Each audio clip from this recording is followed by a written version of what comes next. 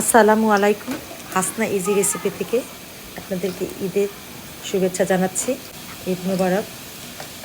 গতকাল আমরা ঈদের আগের দিনের যে অনুষ্ঠান সেটা করলাম।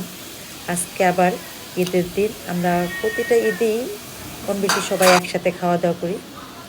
আজকেও যেমন ছোটো ভাই রান্নার আয়োজন করলো। রান্নাটা আমার ঘরেই, গতকালও আমার ঘরেই রান্না করা হয়েছে। এর আগেও আমার ঘরেই সব কিছু করা হয়, আমার ছোটো বোনের ঘরেও করা হয়। এখন আমি আমার মেয়েকে আর কি পোলাও রান্নাটা কীভাবে করে আমি সেটা শিখিয়ে দিলাম। আমি খুব ঝটপট, আমি পোলাওর মধ্যে কোনো আদা বাটা দিই না বা তেমন। কীভাবে রান্না করতেছি দেখ, কীভাবে রান্না করবো যে আমি যেভাবে রান্না করলাম, গরম পানির মধ্যে তেল দিয়ে পরিমাণ মতো, হ্যাঁ, এই যে হাতালটা যেখানে একটা চাল দিবি, চাল দিয়ে এই যে নুক, এই বড় এই কর বড় আমি ওই মেজারমেন্ট এভাবে করি। হ্যাঁ, যখন চালের উপরের থেকে এই পানিটা এই বরাবর হবে, তাহলে মনে করবি যে পানিটা ঠিক আছে। ঠিক আছে, এই যে প্রথমে চড়া জাল দিবি, তারপরে যখন নাকি পানিটা কমে আসবে তখন এই যে দেখবি, তখন আস্তে আস্তে আঁচটা কমাই দিবি। এখন আমি এটাকে কমাই দিই। আমি পোলার মধ্যে এক ফাঁকে একটু ফুড কালার ব্যবহার করলাম। একবারে পারফেক্ট পোলাওটা হয়েছে, সুন্দর। আপনারা দেখতেছেন কেউ লাকি হয়নি, ঝরঝরা।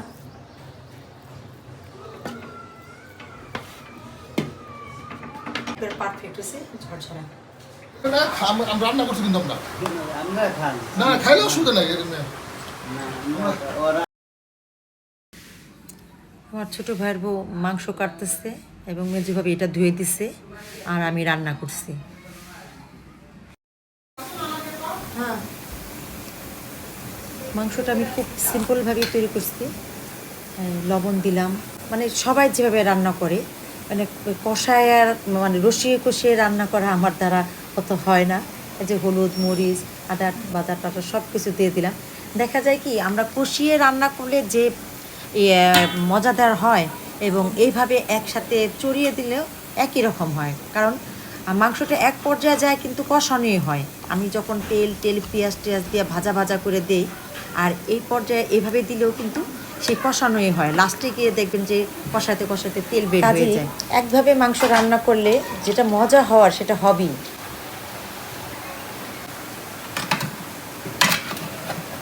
এতগুলি মাংস মানে নাড়া দেওয়া আমার পক্ষে অনেক কষ্ট হচ্ছিল। আমার ভাইয়ের বউ আমাকে সাহায্য করলো, মেয়েও সাহায্য করতো। অনেক মাংস একসাথে রান্না করলে পানি আর দিতে হয় না, অটোমেটিক অনেক পানি বের হয়ে যায়। অল্প মাংসে আর কি পানিটা বের হয় না।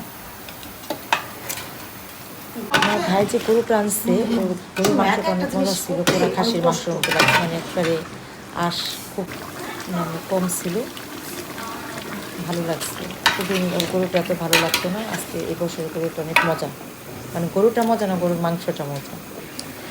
আমাদের এই মাংসটা মানে ঝোল রাখা হয়েছে, কারণ পোলার 4 কেজি পোলার সাথে এই মাংসটা খাওয়া হয়েছে, মানে পাতলা ঝোল। অনেক ভালো লাগছে, সবাই বলছে অনেক ভালো লাগছে। অল্প তেলের পোলাও এবং মাংস। এখন সবার ঘরে যেহেতু আজকে সবাই মিলেই খাবে, আজকে একসাথে আর বসা হয় না, যেহেতু কুরবানি সবাই সবার ঘরে